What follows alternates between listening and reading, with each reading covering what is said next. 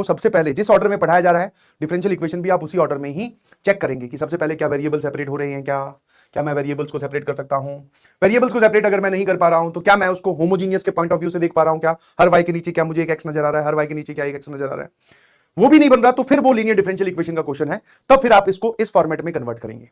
एक बार वो आपको ऐसा चमक जाए तो आपको पी और क्यू दोनों दिखाई देंगे। अब पी दिखने के बाद में इंटीग्रेटिंग फैक्टर होता है बेटा ई के पावर में माथे में इंटीग्रेशन ऑफ पी, ये और ये, इसमें रात दिन का अंतर है ना? समझ में आएगा नहीं समझ में? बिल्कुल समझ में आएगा नहीं समझ में?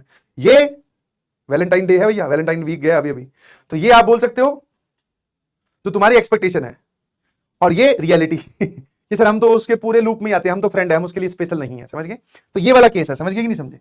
कि ई की पावर में पी डी एक्स, मतलब इंटीग्रेशन पावर में रखना है, जो भी पी है उसका इंटीग्रेशन एक्स के रिस्पेक्ट में वो ई की पावर में रखो, that is our integrating factor. ठीक है, बहुत सारे सवाल तो यहीं तक ही पूछे जाते हैं कि फाइंड द, मतलब ऐसे सवाल भी आते हैं, बहुत सारे बोलना गलत हो जाएगा, ऐसे सवाल भी आते हैं कि इस लीनियर डिफरेंशियल इक्वेशन का इंटीग्रेटिंग फैक्टर बता दो, बस आपको यहीं तक बताना है। ठीक है ना? अब आते हैं सर इसका सॉल्यूशन, कि solution of linear differential equation क्या हो जाएगा। डायरेक्टली आपको यहां वैल्यू पुट करनी है, that is y multiplied by integrating factor बराबर whole integration of integrating factor multiplied by q और पूरे का integration. This is the solution of the linear differential equation, this is the solution of the linear differential equation. Linear differential equation का ये solution कहलाता है जी। ठीक है ना?